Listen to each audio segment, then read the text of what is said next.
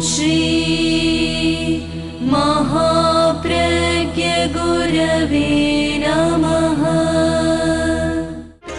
जिसके सांसों में रहता है शाश्वत शांति का स्पंदन, उस महाप्रज्ञ को वंदन, उस महाप्रज्ञ को वंदन। सत्य अहिंसा अनेकांत को अर्पित जिसका तन मन, उस महाप्रज्ञ को वंदन, उस महाप्रज्ञ को वंदन। जिसके सांसों में रहता है शाश्वत शांति का स्पंदन, उस महाप्रज्ञ को वंदन, उस महाप्रज्ञ को वंदन।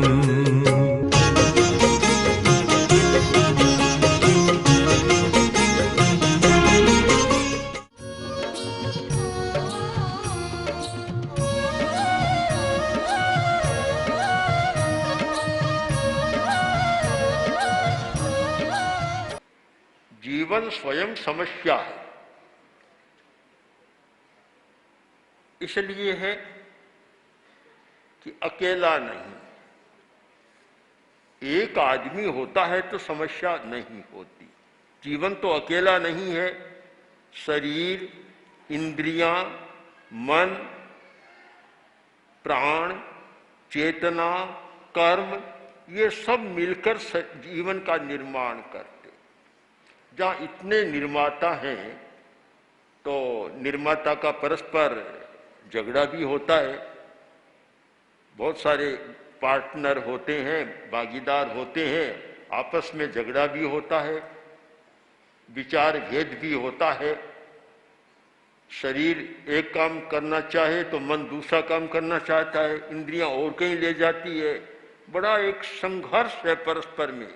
आदमी जीता है सबको संभाल कर, बड़े आश्चर्य की बात है।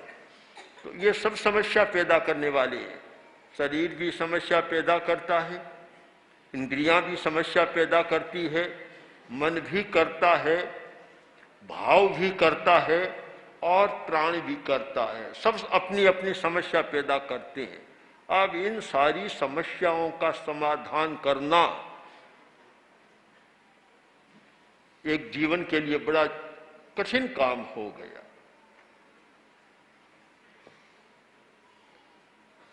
प्रेक्षा ध्यान, इन समस्याओं को सुलझाने का और इन अंतर्द्वंद्वों में समन्वय स्थापित करने का प्रयत्न है। शरीर की समस्या है, उसे सुलझाने का प्रयत्न करो। तो पहला प्रयत्न है कायोत्सर्ग।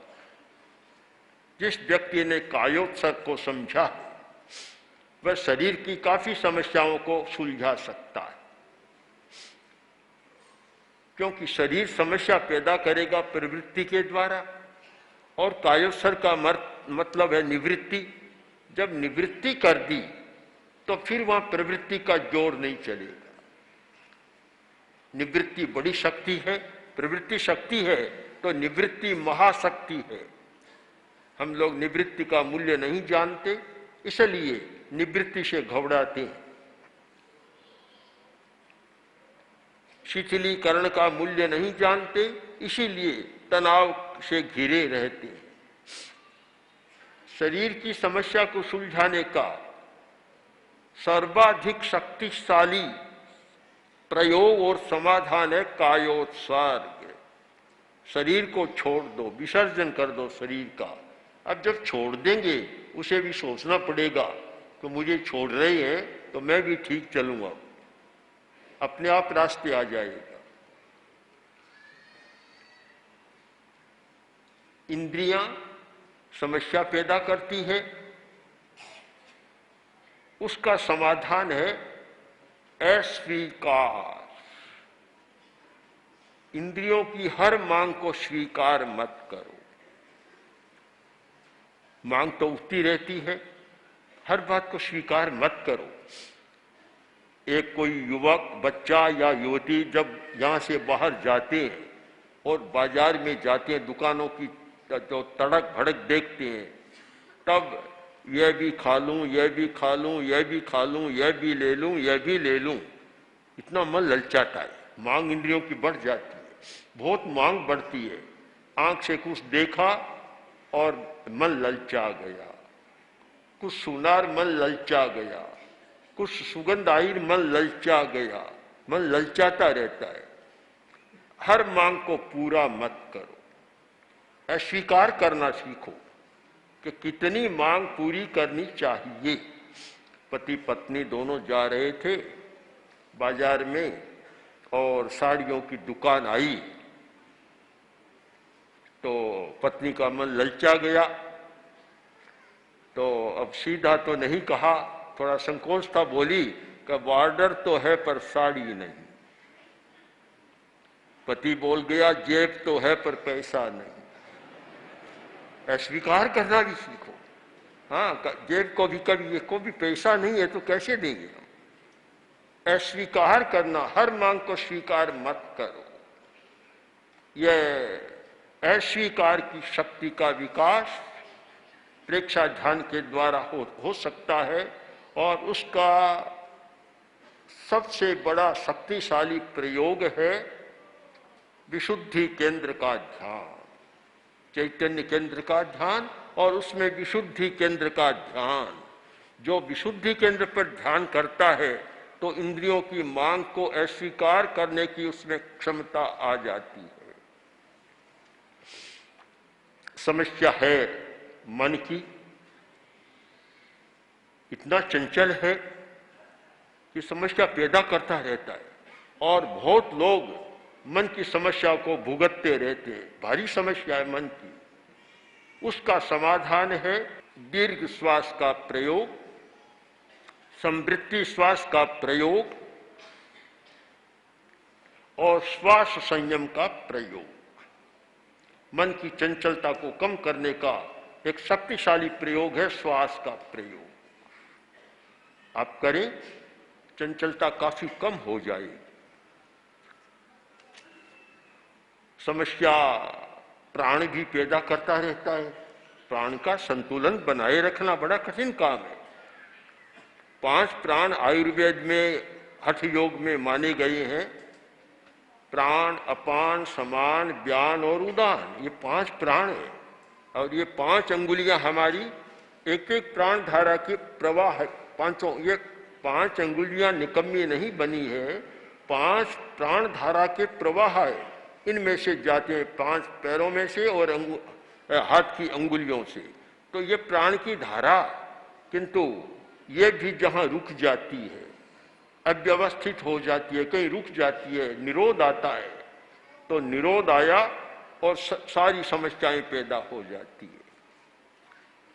प्राण संतुलन का प्रयोग, प्राण को संतुलित करने के लिए संवृत्ति श्वास बड़ा महत्वपूर्ण है, और उसके साथ चैतन्य केंद्र का प्रयोग, तेजस केंद्र, आनंद केंद्र, ये प्राण का संतुलन करने वाले हैं। स्वास्थ्य केंद्र और शक्ति केंद्र, ये सब प्राण का संतुलन करते हैं। हम समस्या को सुलझा सकते हैं। और सबसे बड़ी समस्या या समस्या का जनक, समस्या को पैदा करने वाला मूल स्रोत है हमारी भावधारा, इमोशन। आदमी के इमोशंस, पेशंस, ये सबसे बड़ी समस्या पैदा करने वाले, और वे हमारे जीवन के मूल आधार हैं। प्रेक्षा ध्यान का मूल स्पर्श होता है कि भावधारा का संतुलन, भावात्मक विकास, ये प्रेक्षा ध्यान का मुख्य लक्ष्य है। भावात्मक विकास, हमें भावात्मक विकास करना है, भावात्मक संतुलन करना है। भाव समय समय पर आंखों पर पर्दा डाल देते, कभी क्रोध का भाव, कभी अहंकार का भाव, कभी लोभ का भाव, कभी घृणा का भाव, कभी भय का भाव, कभी वासना का भाव, ये सब आंख पर पर्दा डाल देते। पर्दे को हटाना, बहुत आवश्यक है पर्दे को हटाना। पर्दा कैसे हटे? राजा की सभा में 3 चित्रकार आए, बढ़िया चित्र बनाकर लाए। इतने जीवंत चित्र थे। अब प्रथम पुरस्कार किसको मिले, प्रथम कौन, यह प्रश्न आया। तो राजा ने एक पुराना अनुभवी मंत्री था, उसको नियुक्त किया कि तुम निर्णय दो कि इन तीनों चित्र बहुत बढ़िया है, इनमें प्रथम कौन होगा। तीनों ने कहा चित्र अपना अपना रख दो, रख दो। पहले फूल का चित्र रखा, इतना बढ़िया था कि सचमुच भंवरे मंडराने लग गए। इतना असली माना कि भंवरे ऊपर मंडराने लग गए। सबने सोचा प्रथम चित्र यह होगा। दूसरे से कहा तुम भी अपना रखो, उसने भी रखा। फल का चित्र था, ऐसा बढ़िया बनाया और व्यवस्था थी, बैल खाने के लिए आ गए। तो अब फूल वाला तो गया, तो ये इतना बढ़िया है कि बोला आने वाला लग गया, बैल खाने आने लग गया। अब निर्णायक को करना था कि तीसरा चित्र निर्णायक गया, पर्दा बनाया था। निर्णायक जाकर पर्दा उठाने लगा, पर्दा था ही नहीं, चित्र था। उसने निर्णय दे दिया कि सबसे बढ़िया चित्र यह है पर्दा। फूल ने भंवरे को ठगा, एक पक्षी को ठगा। फल ने बैल को ठगा, एक पशु को ठगा, और इसने तो आदमी को ठग लिया। सबसे बढ़िया चित्र यह है। पर्दा सबसे बढ़िया होता है चित्र है, पर्दा। जब पर्दा होता है आदमी भी ठगा जाता है। इस पर्दे को कैसे हटाया जाए, पर्दे को दूर कैसे किया जाए, एक बड़ा प्रश्न है। यह जो भावात्मक पर्दा आता है, जब जब ये निषेधात्मक भाव और बुरे भाव आते हैं और वह पर्दा आता है, कुछ पता नहीं लगता। इस पर्दे को कैसे हटाया जाए, एक बहुत बड़ा प्रश्न है हमारे सामने। और इस पर्दे को हटाने के लिए एक प्रयोग है अंतरयात्रा, बड़ा महत्वपूर्ण प्रयोग है अंतरयात्रा। जब हमारी चेतना की धारा पृष्ठ रज्जु के भीतर से नीचे से ऊपर और ऊपर से नीचे जाती है, एक सचमुच पर्दा हटता है और यह भावात्मक संतुलन स्थापित होता है। बड़ा महत्वपूर्ण प्रयोग है। एक बार मैं प्रयोग करा रहा था, बहुत वर्ष पहले की बात है, तुलसी अध्यात्म नीडम में शिविर चल रहा था, प्रयोग करा रहा था। एक भाई प्रयोग के बाद आया, आकर बोला कि आज मुझे यह अनुभव हुआ कि शायद कोई दूसरी दुनिया में चला गया और सुख की दुनिया में चला गया हूं। ऐसे सुख का अनुभव मैंने कभी नहीं किया, ऐसा मुझे अनुभव हुआ।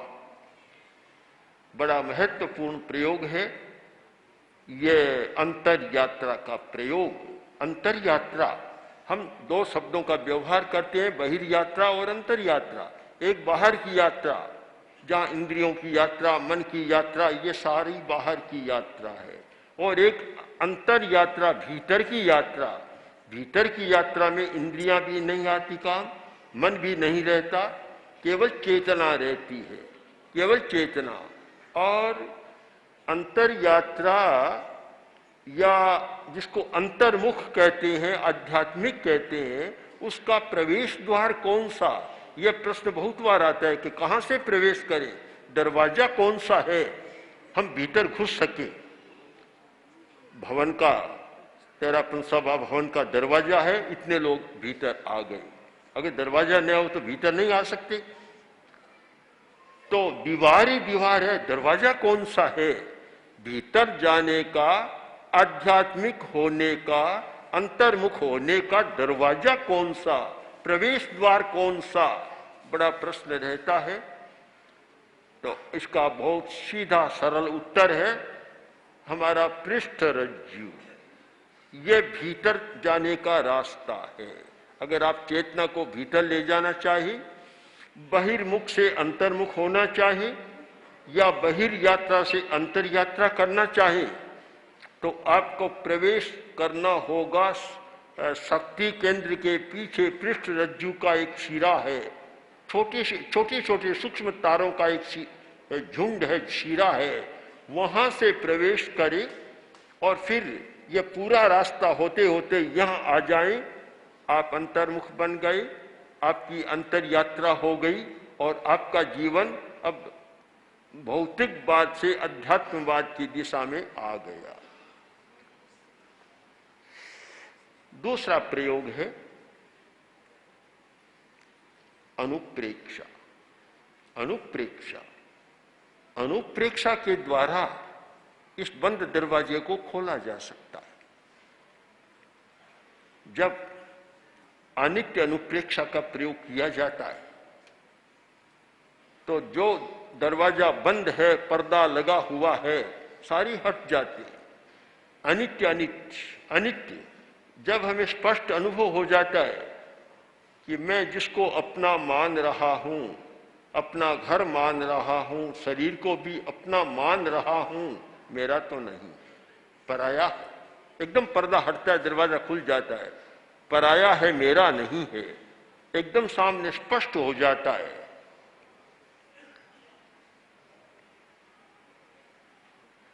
जब ये अनित्य अनुप्रेक्षा और फिर अन्यत्व अनुप्रेक्षा, अन्यत्व अनुप्रेक्षा जहां आत्मा भिन्न शरीर भिन्न है, ये भेद विज्ञान स्पष्ट होता है, पर्दा हट जाता है। प्रेक्षा ध्यान का महत्वपूर्ण प्रयोग है भेद विज्ञान, कायोत्सर्ग में भेद विज्ञान। कोहरा कायोत्सर्ग ही न करें, कायोत्सर्ग के साथ भेद विज्ञान करें, भेद विज्ञान। मैंने देखा है इस भेद विज्ञान के द्वारा शरीर की आसक्ति समाप्त हो जाती है। मैंने स्वयं अनुभव किया, मेरी संसार पक्षिया माता साध्वी बालू जी के शरीर में कष्ट हो गया था, काफी कष्ट था, और मैं गंगा शहर में गया, उनसे मिला, बातचीत की और लगा कि कष्ट बहुत है। तब फिर देखा कि एक प्रयोग करना चाहिए। पहले दिन गए, सब पूछा तो कहा यहाँ कष्ट है, यहाँ है, यहाँ है, दर्द है, सारा है। फिर ये प्रयोग किया तो प्रयोग के बाद दूसरे दिन पूछा, मुझे कोई कष्ट नहीं है, कोई कष्ट नहीं है। जो गीत बनाया था उनके लिए, उसमें जो गाथा को इतना पकड़ लिया, जो गाथा है, आत्मा भिन्न शरीर भिन्न है, तो मैंने मंत्र पढ़ाया, आत्मा भिन्न शरीर भिन्न, तुमने मंत्र पढ़ाया, आत्मा अचल अरुज शिव शाश्वत नश्वर है यह काया, आत्मा आत्मा के द्वारा ही आत्मा में लय पाए, चैत्य पुरुष जग जाए। ये भेद विज्ञान, भेद विज्ञान जितना स्पष्ट होता है, समस्याएं उतनी जल्दी सुलझ जाती है। चाहे शरीर की समस्या, चाहे मन की समस्या, चाहे इंद्रियों की समस्या और चाहे भावात्मक समस्या, इससे एक साथ सारी समस्या का चक्र टूट जाता है। तो ये भेद विज्ञान का प्रयोग, और कायोत्सर्ग में कोरा शिथिलीकरण नहीं करना है, कायोत्सर्ग में भेद विज्ञान का अनुभव करना है। कायोत्सर्ग का एक सूत्र है शिथिलीकरण, तो एक सूत्र है ममत्व विसर्जन। शरीर मेरा है, इस ममत्व का विसर्जन कर दें, भेद विज्ञान स्पष्ट हो जाएगा। तो प्रेक्षा ध्यान व्यक्ति में उपजने वाली, अपने ही भीतर से उपजने वाली, किसी दूसरे के द्वारा नहीं। ये सारी समस्याएं कोई दूसरा पैदा नहीं कर रहा है, व्यक्ति स्वयं पैदा कर रहा है। अपने द्वारा पैदा की जाने वाली समस्या का समाधान कोई दूसरा नहीं कर पाएगा, स्वयं ही व्यक्ति कर पाएगा। तो प्रेक्षक ध्यान को इस रूप में समझने का प्रयत्न करें कि ये मेरे भीतर उपजने वाली जो तरंगे हैं, ये उर्मियाँ हैं, ये लहरें हैं जो उठती है, गिरती है, कभी कुछ करती है, इनको शांत करना है, शांत समुद्र बनाना है। तो मुझे अपने आप को देखने का अभ्यास और अपने आप को देखने की शैली और उसके लिए अपनी समस्या के लिए अलग अलग एक एक कैप्सूल बना हुआ है, एक एक प्रयोग का कैप्सूल है, उसका प्रयोग करें। आपको स्वयं अनुभव होगा कि समस्याएं सुलझती जा रही है और अनेक तत्वों से के मिश्रण से बना हुआ जीवन भी अपनी जटिलता को छोड़कर, अपने अंतर्द्वंद्वों को छोड़कर और समन्वय और सह अस्तित्व की धारा में प्रवाहित हो रहा है। ओम।